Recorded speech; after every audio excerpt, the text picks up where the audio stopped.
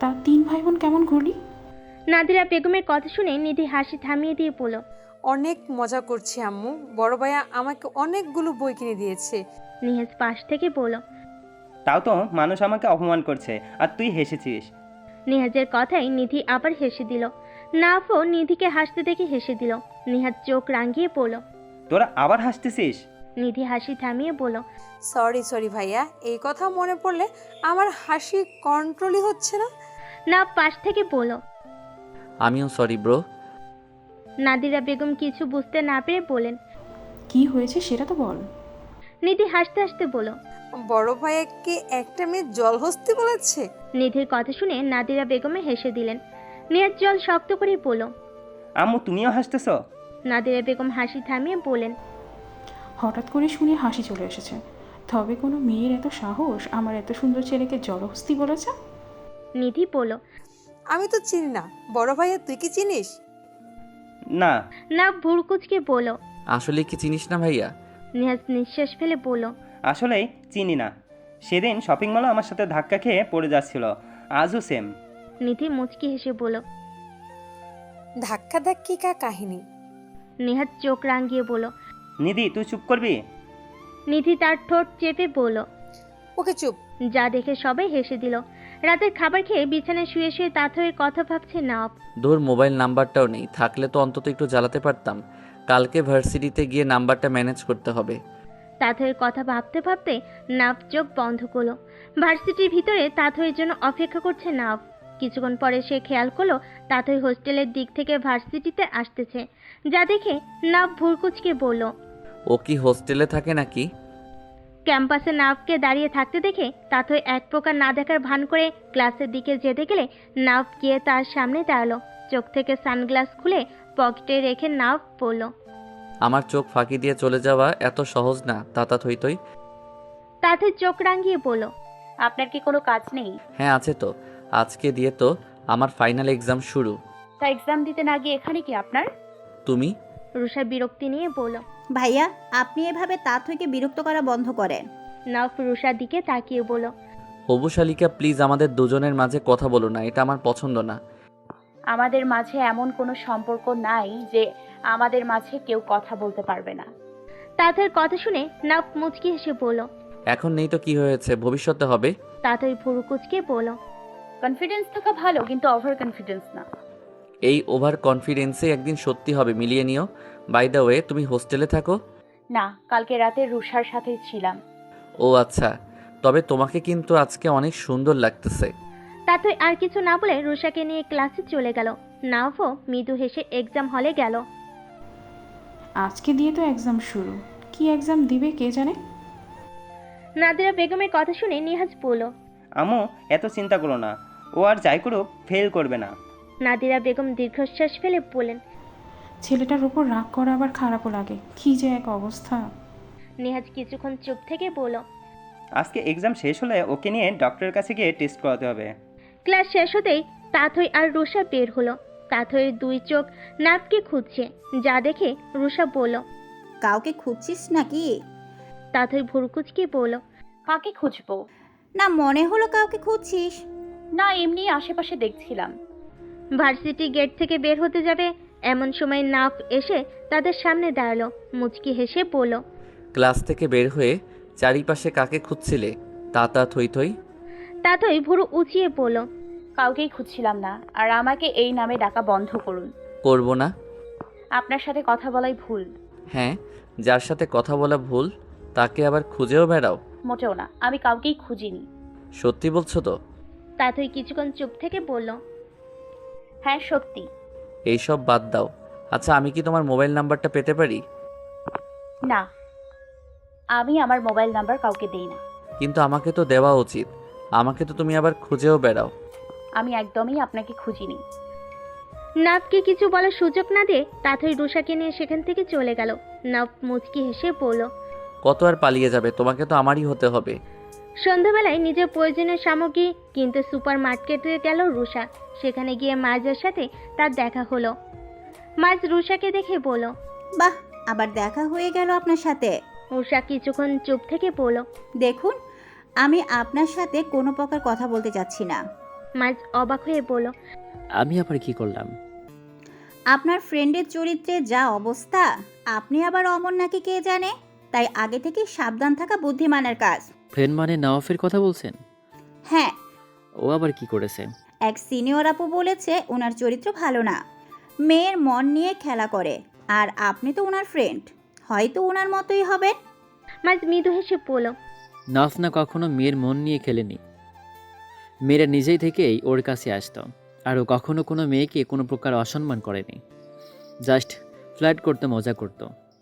কিন্তু তাথইকে দেখার পরে থেকে ও টোটালি চেঞ্জ হয়ে গিয়েছে। ফ্ল্যাট করা তো দূরে থাক, কোনো মেয়ের দিকে ফিরেও তাকায় না। আর আমি জীবনে অনেকবারই প্রেমে পড়েছি, কিন্তু কোনোটাই টিকে নাই। কারণ ভালোটা আমিই বাসতাম, অপর পাশের জনকে বলাও হতো না, আর প্রেমও হতো না। তবে তোমাকে এইটুকু বলে থামলো মাইজ। রুষা ভুরু কুচকে বলল, আমাকে কি? প্রথম দেখায় ভালোবেসে ফেলেছি। তোমার ভাবলের স্বভাব আমার মনকে ভালোবাসার রঙে রাঙিয়ে দিয়েছে। রুষা কিছুক্ষণ চুপ থেকে বলল, এভাবে কিভাবে ভালোবাসা হয়? যেভাবে তোমার হয়েছে।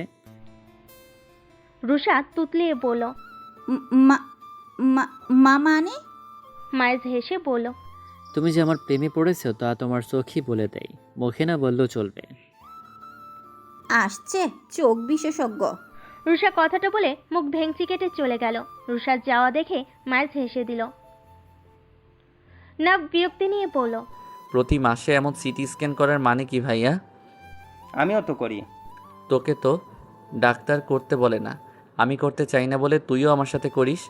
কিন্তু কেন ডাক্তার আমাকে সিটি স্ক্যান করতে বলেন প্রতিবার? তোরা কি আমার থেকে কিছু লুকাস নাকি বলতো?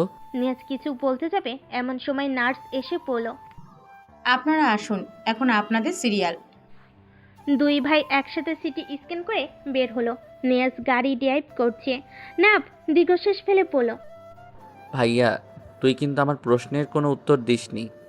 কোন প্রশ্ন? হাসপাতালে বসে যে করলাম। তোর থেকে লোকানো তো কিছুই নেই, এসব ছোটোখাটো টেস্ট করানো উচিত সবারই। এই জন্যই করি, আম্মু আর নিধিও করে, এছাড়া বিশেষ কোনো কারণ নেই। আম্মু আর নিধি কখন করে? আমি তো দেখিনি। না, তুই তো আর সবসময় বাড়ি থাকিস না, তাই জানিস না। নাভ ভাবলো আসলেই তো সে বেশিরভাগ সময়ই বাড়ির বাইরে থাকে, তাই হয়তো কখনো দেখেনি। তাই নাভ আর কথা না বাড়িয়ে চুপ করে রইল। নিহাজ যেন হাঁপ ছেড়ে বাঁচল।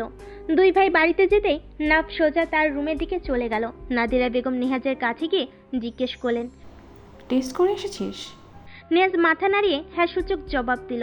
নাভ তার রুমে গিয়ে ফ্রেশ হয়ে বিছানায় কিছুক্ষণ চুপ করে বসে রইল। নিঃশ্বাস ফেলে পড়ল, অথই কি আমাকে কখনো ভালোবাসবে? নিধি নাভের রুমে এসে বলল, ছোট ভাইয়া চল, আম্মু আর বড় ভাইয়া তোমার জন্য বসে আছে, রাত তো অনেক হলো। নাভ দেওয়াল ঘড়ির দিকে তাকিয়ে দেখলো 10টা বেজে গিয়েছে। নাভ উঠে দাঁড়িয়ে পড়ল। হ্যাঁ চল। নাভ আর নিধি নিচে গেল। তারপর সবাই একসাথে রাতের খাবার খেলো। তাতই বিছানায় শুয়ে শুয়ে ভার্সিটির কথা ভাবছে। আজকে এটা কি হলো আমার সাথে? ক্লাস শেষ হয়ে বের হওয়ার পরে আমার দু চোখ ওনাকে কেন খুঁজছিল। তারপরে গেটের কাছে ওনাকে দেখতে পেয়ে কেমন যেন এক অদ্ভুত ভালো লাগা কাজ করছিল। এ কি হলো আমার সাথে? কাছে আসলে বিরক্ত লাগে আর দূরে গেলে খুঁজে বেড়াই। তাতই কিছুক্ষণ এই বিষয় নিয়ে ভেবে চোখ বন্ধ করলো। নিয়াজ সকালবেলা অফিসের জন্য রেডি হয়ে বের হতে যাবে। এমন সময় নাদিরা বেগম বলেন, আজকে কি রিপোর্ট দিবে? হ্যাঁ আম্মু। মনে করে নিয়ে আসিস কিন্তু। নাফ আর নিধি নিচে নামতে সবাই একসাথে সকালের নাস্তা করে নিল। তারপর নিহাজ নিধিকে নিয়ে বাড়ি থেকে বের হয়ে গেল। নাফকে রুমের দিকে যেতে দেখে নাদিরা বেগম বলেন, আজকে কি বাহিরে কোনো কাজ নেই? আজকে তো এক্সাম নেই, আর মাথা খুব ব্যথা করতেছে, তাই এখন আর কোথাও বের হব না। মাথায় কি অনেক বেশি ব্যথা করতেছে? অন্য দিনের তুলনায় একটু বেশি। নাদিরা বেগম উত্তেজিত হয়ে বলেন, কি বলতেছিস? আমি কি নিহাজকে আসতে বলবো নাকি? রিল্যাক্স আম্মু, সাধারণ মাথা ব্যথা এই নিয়ে এত চিন্তার কিচ্ছু নেই। নাফ তার রুমের দিকে চলে গেল। নাদিরা বেগম দীর্ঘশ্বাস ফেলে বললেন, চিন্তা কেন যে করি তা যদি তুই বুঝতি। নাফ তার রুমে গিয়ে তাথয়ের কথা ভাবছে।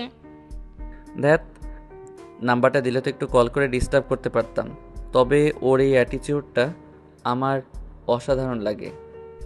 ভার্সিটিতে গিয়ে চারিপাশে একবার চোখ বুলিয়ে নিল তাথই। আজও তার চোখ দুটো নাভকে খুঁজছে, তার মনের বিরুদ্ধে গিয়ে। এতে করে তার বিরক্তি কাজ করছে, তবে জন্ম নিয়েছে এক অজানা ভালো লাগা। রুষা তাথইকে অনেকক্ষণ ধরে লক্ষ্য করছে, বেশ বুঝতে পারছে তাথই নাভকে খুঁজছে। রুষা শয়তানি হাসি দিয়ে বলল, যাকে খুঁজছি সে মনে হয় আজকে আসেনি। আজকে তো এক্সাম নেই ওনাদের। রুষার কথা শুনে তাথই কিছুটা লজ্জা পেল, কিন্তু সে নিজেকে সামলে নিয়ে বলল, তুই কার কথা বলছিস? আমি আবার কাকে খুঁজবো? কেন, নোয়াব ভাইকে? আমার খেয়ে কাজ নাই নাকি ওনার মতো অভদ্র লোককে খুঁজতে যাব? অতটাও খারাপ না কিন্তু। তাথই চোখ ছোট ছোট করে বলল, তুই ওনার হয়ে সালিশি করতেছিস? আরে না, আমাদের ধারণাটা অনেকটা ভুল ছিল, তাই বললাম। কি ভুল ছিল? রুষা তারপর মায়াজের বলা সব কথা তাথইকে বলল। তাথই কিছুক্ষণ চুপ থেকে বলল, যতই হোক প্লে বয় টাইপ তো। তোর জন্য নিজেকে পাল্টে ফেলেছে তো। এখন তুই ভেবে দেখ, আমি কিছু বলতে চাচ্ছি না, তবে তোর তো আরেকটা অপশনও আছে। তাথই ভুরুকুচকে বলল, কিসের অপশন? ওই যে আরেকটা ছেলে, যার সাথে তোর শুধু ধাক্কাই লাগে। চুপ কর তুই। দুনিয়ার সব ছেলেকে আমার সাথে জুড়ে দেয় যা। একবার এটা একবার ওটা, মানে তোকে কিছু বলার নেই। তাথই রুষার সামনে থেকে ক্লাসের দিকে চলে গেল। রুষা তার পিছু পিছু গেল। অফিস থেকে এসে সোজা নাদিরা বেগমের রুমের দিকে গেল নিহাজ। নিহাজ নাদিরা বেগমের পাশে চুপচাপ বসে আছে, কোনো কথাই যেন তার মুখ দিয়ে বের হচ্ছে না। নাদিরা বেগম নিহাজের মুখ থেকে বেশ বুঝতে পারলেন খারাপ কিছু ঘটেছে। নাদিরা বেগম নিহাজের কাঁধে হাত রেখে বললেন, কি হয়েছে নিহাজ? নিহাজ কিছুক্ষণ চুপ থেকে বলল। নাফের হাতে বেশি সময় নেই আম্মু। নাদিরা বেগম নিশ্চুপ হয়ে গেলেন, এক দৃষ্টিতে নিহাজের দিকে তাকিয়ে আছেন। চোখ থেকে 2 ফোঁটা পানি গড়িয়ে পড়ল। নিহাজ নাদিরা বেগমের কাঁধে হাত রেখে বলল, অপারেশন করারও কোনো উপায় নেই। এমন জায়গায় টিউমারটা অপারেশন করলেও ওকে বাঁচানো যাবে না, তাই ডাক্তার বলেছেন যতদিন বাঁচবে এই নিয়েই বাঁচতে হবে। তবে সময় নাকি বেশি নেই, অবস্থা ভালো না। নাদিরা বেগম হাউমাউ করে কেঁদে দিল। উনি কিছু বলার ভাষা খুঁজে পাচ্ছেন না। নিহাজের চোখও ছলছল করছে। নাদিরা বেগমের রুমের পাশ থেকে যাওয়ার সময় কান্নার শব্দ শুনে এক প্রকার দৌড়ে ওনার রুমে গেল। নাদিরা বেগমের হাত ধরে পড়ল। কি হয়েছে আম্মু তোমার? এভাবে কাঁদতেছো কেন? নাফকে দেখে নাদিরা বেগমের কান্নার গতি আরো বেড়ে গেল। নিহাজ পরিস্থিতি সামলাতে বলল, আরে বলিস না, মায়ের এক দুঃসম্পর্কের ভাই মারা গিয়েছে, সেই জন্য কান্না করতেছে। নাফ নিঃশ্বাস ফেলে বলল, আম্মু এত কান্নাকাটি করো না, শরীরটা খারাপ করবে। বেশি খারাপ লাগলে দেখে আসো গিয়ে। নাফ নাদিরা বেগমের রুম থেকে চলে গেল। নিহাজ নাদিরা বেগমকে জড়িয়ে ধরে বলল, আম্মু প্লিজ নিজেকে সামলাও, নাফের সামনে এমন করো না, ওর আরও ক্ষতি হয়ে যাবে। ক্লাস শেষ হতে ক্যাম্পাস দিয়ে হাঁটার সময় আবার চারিপাশের নাফকে খুঁজতে ব্যস্ত তাথই, কিন্তু কোথাও দেখতে পেল না। মনে মনে বলল, ধুর, আজকে একবারও দেখলাম না, ভালো লাগছে না। কিন্তু পরে আবার মনে মনে বলল, কি হয়েছে আমার? আমি ওনাকে না দেখতে পেয়ে এমন কষ্ট পাচ্ছি কেন? হঠাৎ করে নাফ তাথইয়ের সামনে এসে পড়ল। হ্যালো তাতা থই থই। তাথই নাফকে দেখে চমকে গেল, তবে মনে মনে বেশ খুশি হলো। রুষা মুচকি এসে তাথইয়ের কানের কাছে ফিসফিস করে বলল, যাকে এতক্ষণ খুঁজতেছিলি সে এসে গেছে। তাথই রুষার দিকে চোখ রাঙিয়ে তাকালো। নাফ ভুরু উঠিয়ে বলল, আমার দিকে চোখ রাঙিয়ে না তাকিয়ে রুষার দিকে তাকিয়ে আছো? অবাক করা বিষয় তো। তাথই নাফের দিকে তাকিয়ে বলল, আপনি এমন হঠাৎ করে কোথা থেকে এসে হাজির হন? নাফ মুচকি হেসে বলল, তোমার মন থেকে বের হয়ে তোমার সামনে এসে হাজিরা দিয়ে যাই মাঝে মাঝে। তাথই ভুরু কুচকে বলল, কবে জানি আপনার এইসব ডায়লগ শুনতে শুনতে আমি পাগল হয়ে যাই, কে জানে। ডায়লগ না, এইসব ভালোবাসা। আর তোমার তো গর্ব করা উচিত, তোমার জন্য এমন প্লে বয় লয়াল হয়ে গিয়েছে। হয়েছে আপনার, এখন যাই আমি। আরে ওয়েট, নাম্বারটা দাও তো। দিব না। রুষা পাশ থেকে বলল, আমি দিচ্ছি ভাইয়া। এই তো গুড, হবু শালিকা। তাথই অনেকবার বারণ করার পরও রুষা নাফকে তাথইয়ের নাম্বারটা দিল। তাথই চোখ রাঙিয়ে রুষাকে বলল, তুই তো আমার বান্ধবী না, তুই আমার শত্রুনি।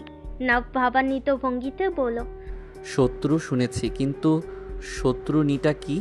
রুষা হাসিতে বলল, তাথইয়ের ওইটাই বলে। নাফ হেসে দিল। তাথই দাঁতে দাঁত চেপে পড়ল, একদম হাসবেন না, 32 পাটি কিন্তু ভেঙে দিব। নাফ হাসি থামিয়ে পড়ল।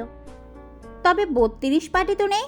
তাথই আর কিছু না বলে রুষার হাত ধরে ওকে টেনে নিয়ে চলে গেল। নাফ দাঁড়িয়ে দাঁড়িয়ে হাসছে। হঠাৎ আবার মাথা ব্যথা শুরু হয়। সে মাথা চেপে ধরে পড়ল। ভালোই বেড়েছে এই ব্যথা। নিধির চোখ দিয়ে একইভাবে পানি পড়ে চলেছে। নেহাত দীর্ঘশ্বাস ফেলে পড়ল। শুনলে তো সবটা। ছোট ভাইয়া, এমন একটা সমস্যা আর আমি এত বছর কিছুই জানলাম না। নাফ তো জানে না। নিধি নেহাজের হাত ধরে পড়ল। ছোট ভাইয়াকে ছাড়া আমরা কিভাবে থাকবো বড় ভাইয়া? ছোট ভাইয়াই তো সবসময় আমাদের মাতিয়ে রাখে, ওকে ছাড়া আমরা ভালো থাকবো না বড় ভাইয়া। নিধি কথাগুলো বলে নেহাজকে জড়িয়ে ধরল। নেহাজের চোখেও পানি, সে নিধির মাথায় হাত বুলিয়ে বলল। বেলকুনিতে দাঁড়িয়ে নাফের কথা ভাবছে তাথই আর মুচকি মুচকি হাসছে। কি হলো হঠাৎ করে আমার? I am in love with your অভদ্র লোক। কথাগুলো বলে তাথই মুখ গোমরা করে রইল। কিছুক্ষণ পর আবার বলল, না, ও তো না, অতটা অভদ্র না, কিছুটা ভালো আছে। বলে আবার হেসে দিল। নিজের মাথায় হালকা করে একটা চাটি মেরে পড়ল। আমি মনে হয় পাগলেই হয়ে গেছি। বাড়ির বাইরে যখন গিয়েছো আমাকে একবার বলে গেলে তো পারতে। নাদিরা বেগমের কথাই না ভুরকুচকে পড়ল। আম্মু, তুমি তো ভালো করেই জানো আমি এমন হুটহাট না বলে বাড়ি থেকে বের হয়ে যাই। কিন্তু আজকে সকালে তো তুমি বলেছো বের হবে না, শরীর ভালো নয়। আরে আম্মু, এ আবার নতুন কি? এই মাথা ব্যথা তো আমার কবে থেকেই। দেখো নওয়াব, যা বলি তা শোনার চেষ্টা করো। এমন মাথা ব্যথা সকালে থেকে বাড়ি থেকে বের হও না। নাফ আর কিছু না বলে চুপ করে রইল। নাদিরা বেগম রান্নাঘরের দিকে চলে গেলেন। নাফ টিভিতে ক্রিকেট খেলা দেখছে আর ভাবছে, আমার এই মাথা ব্যথা নিয়ে সবার একটু বেশি সমস্যা দেখছি, কিন্তু কেন? নাফকে চিন্তায় মগ্ন থাকতে দেখে নিধি এসে তার পাশে বসে বলল। কি রে ছোট ভাইয়া, কি এত ভাবছিস তুই? নাফ নিধির দিকে তাকিয়ে দেখলো তার চোখ মুখ ফুলে আছে। নাফ ভুরু উঁচিয়ে পড়ল। কান্না করেছিস নাকি? নিধি কিছুটা ঘাবড়ে গেল, নিজেকে সামলে পড়ল। কান্না করবো কিসের জন্য? তোর চোখ মুখ এমন ফুলে আছে কেন? আরে ঘুমিয়েছিলাম তো, তাই হয়তো। নাফ কিছুক্ষণ নিধির দিকে তাকিয়ে থেকে টিভি দেখাই মন দিল। নিধি মনে মনে বলল, তোকে কোনো কিছু না বললে আমার ভালো লাগতো না, কিন্তু এই বিষয় তো আমি তোকে বলতেও পারবো না, কারণ এর সাথে তুই জড়িয়ে আছিস ছোট ভাইয়া। নিধির চোখ ছলছল করে উঠল। সে তাড়াতাড়ি করে নাফের পাশ থেকে উঠে রান্নাঘরের দিকে চলে গেল। সে রান্নাঘরে গিয়ে দেখলো নাদিরা বেগম এক কোণায় দাঁড়িয়ে কাঁদতেছেন। নিধি গিয়ে নাদিরা বেগমকে জড়িয়ে ধরে বলল, আম্মু, ছোট ভাইকে ছাড়া কিভাবে থাকবো আমি? আমার অনেক কষ্ট হচ্ছে। ছোট ভাইয়ের মুখটা দেখলে আমার কান্না চলে আসতেছে। নাদিরা বেগম নিধিকে শক্ত করে জড়িয়ে ধরে তার মাথায় হাত বোলাতে লাগলেন। নেহাজ রান্নাঘরে এসে বলল, তোমরা প্লিজ নিজেদেরকে একটু সামলাও। নাফ যদি এসব জানতে পারে ও নিজেকে সামলাতে পারবে না। রাতের খাবার খেয়ে বিছানায় শুয়ে আছে নাফ। তাথইয়ের কথা ভাবতেই তার মুখে হাসি ফুটল।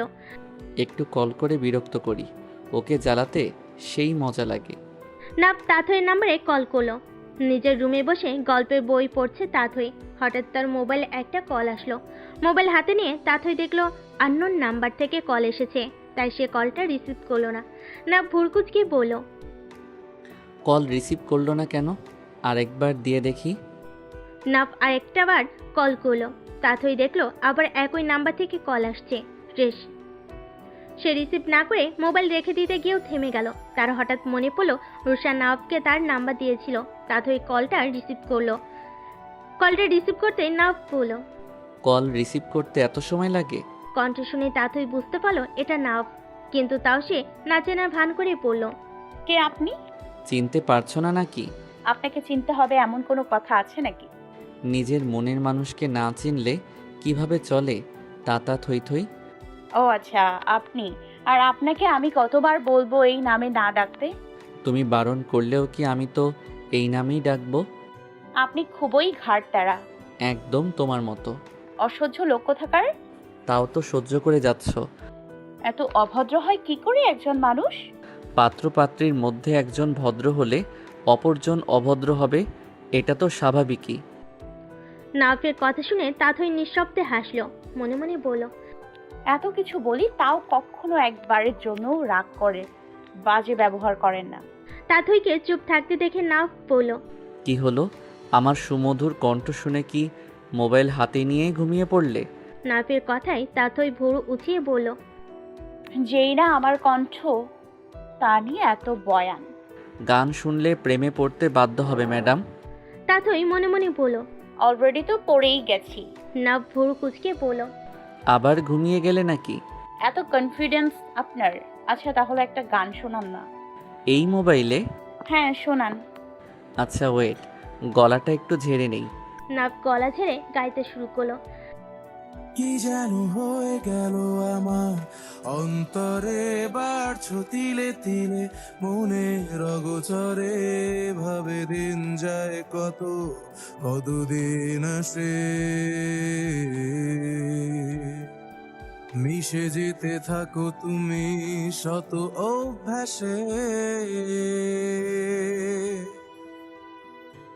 ভীষণ খরাতেও আমি ভিজে যাই অধিকারের বৃষ্টিতে, আমার বেঁচে থাকার প্রার্থনাতে, বৃদ্ধ হতে চাই তোমার সাথে, অনেক খুঁজে তোমায় নিলাম চিনে, ভালোবাসার এই দিনে আমার বেঁচে থাকার প্রার্থনাতে, বৃদ্ধ হতে চাই তোমার সাথে, অনেক খুঁজে তোমায় নিলাম চিনে, ভালোবাসা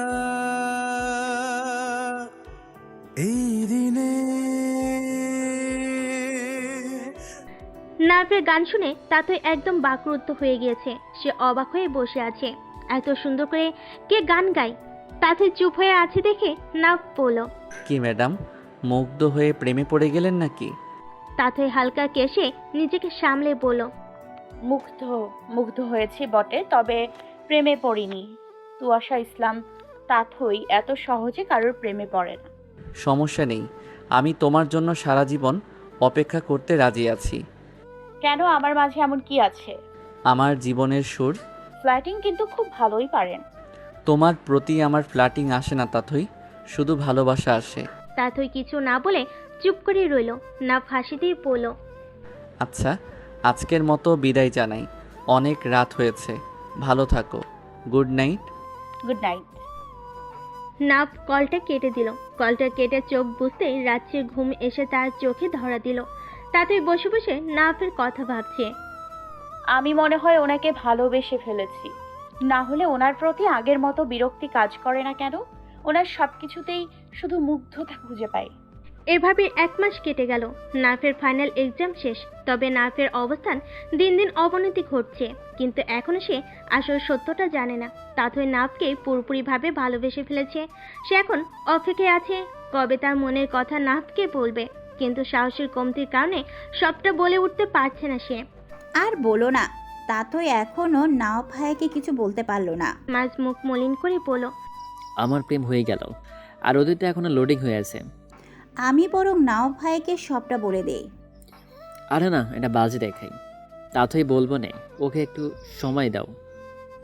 একটু ভালোবাসা তৈরি হয়নি আমার প্রতি তোমার তাথই? ভার্সিটির পুকুর পাড়ে নাফ আর তাথই পাশাপাশি বসে আছে। নাফের এন কথায় তার দিকে ঘুরে তাকালো তাথই।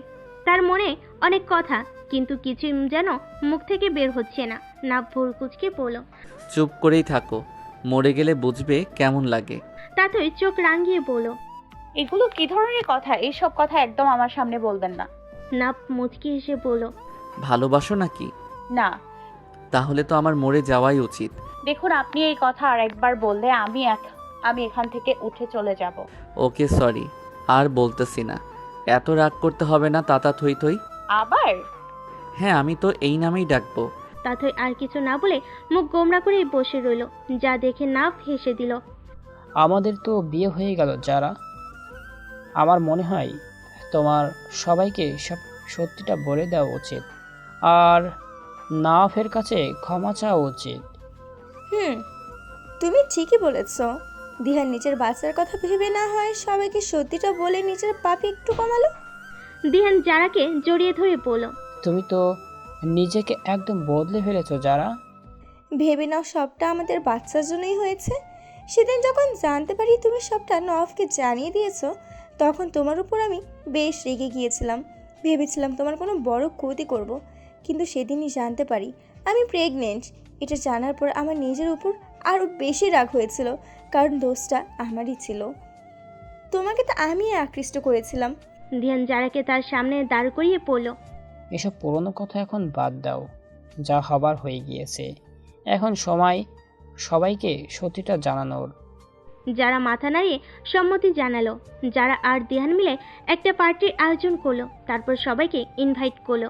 নাভ ভুরকুচকে বলল, দিহান আবার পার্টি থ্রো করেছে আজকে রাতে, তাতে আবার আমাদের বাড়ির সবাইকে ইনভাইট করেছে। রাত পাশ থেকে বলল, যারাকে বিয়ে করেছে তো তাই মনে হয় তোর বাড়ির সবাইকে দেখাতে চাচ্ছে। নাভ আর মায়াজ হেসে দিল। দেখ তাথই, কালকে একটা বড় সুযোগ তোর কাছে। কালকে নওয়াব ভাইয়ের জন্মদিন, তুই কালকে নওয়াব ভাইয়াকে তোর মনের কথা বলে দিবি। কি? আমি এইসব পারবো না, আমার লজ্জা লাগে। চুপ কর, এই কথার জানি আর কোনো নড়চড় না হয়। তাথই আর কিছু না বলে চুপ করে রইল। নাফের বাড়ির সবাই দিহান আর যারার আয়োজন করা পার্টিতে গেল। যারা সবার সামনে সব সত্য বলল। সব শুনে রিনা বেগমকে ঠাস করে যারার গালে একটা থাপ্পড় মেরে পড়লেন। ছি, নিজের দোষ ঢাকতে তুই সবার সামনে ওই ছেলেটাকে ছোট করছিস। তুই যে আমার মেয়ে তা ভাবতেও আমার ঘৃণা হচ্ছে। দিহানকে রিনা বেগমের হাত ধরে পড়ল। আন্টি, ওকে ক্ষমা করে দেন, এখন একদম বদলে গেছে ও, আর আমরা বিয়ে করে ফেলেছি। আমার বাচ্চার দায়িত্ব থেকে আমি সরে আসিনি আন্টি। রিনা বেগম দিহানকে বলেন, ওকে ভালো বানানোর চেষ্টা করো, ভবিষ্যতে যেন এমন আর কাউকে খারাপ না বানাতে পারে নিজের দোষ ঢাকতে। রিনা বেগম আর বাসা সাহেব নাফের কাছে গিয়ে ক্ষমা চাইলেন। আঙ্কেল আন্টি, আপনারা আমার গুরুজন, আর আমাকে এমনি সবাই খারাপ ভাবে, তাই এইসব বাদ দেন। যারা নাফের সামনে গিয়ে দাঁড়িয়ে বলল, ক্ষমা করে দাও আমায় নওয়াফ। নাফ হাসি দিয়ে বলল, অনেক আগেই করে দিয়েছি। আমি চাই তুমি আর দিহান একসাথে খুব ভালো থাকো। আনহাকে আমি বলেছিলাম অথৈকে ওসব বলতে, তোমার চরিত্র সম্পর্কে। তুমি চাইলে আমি অথৈকে সব। মায়ের পাশ থেকে বলল, মায়ের তাথই এতদিন বুঝে গিয়েছে নাফ কেমন ছেলে, তাই এসব তোমার না বললেও চলবে। যারা বাড়িতে ফিরে নাদিরা বেগম নাফের হাত ধরে বলেন, মাফ করে দে বাবা আমায়, ওই মেয়ের কথায় তোকে কত কি বলেছি। আরে আম্মু, কি যে বলো তুমি, আর তুমি যে আমাকে এমন বকাবকি করো এটা আমি এনজয় করি, এত প্যারা নিও না তো। নিয়াজ গিয়ে নাফের কাঁধে হাত রেখে বলল, দেখলাম আমার কথাই ঠিক হলো। আমি জানি তো আমার ছোট ভাই কেমন। নাদিরা বেগম মৃদু হেসে বলেন, ঠিকই বলেছিস তুই ওকে ঠিক চিনতে পেরেছিস। নিজের রুমে বসে বসে তাতই ভাবছে সে নাফকে তার মনের কথা কিভাবে জানাবে। তার কিছুটা ভয় কাজ করছে, আবার লজ্জাও লাগছে।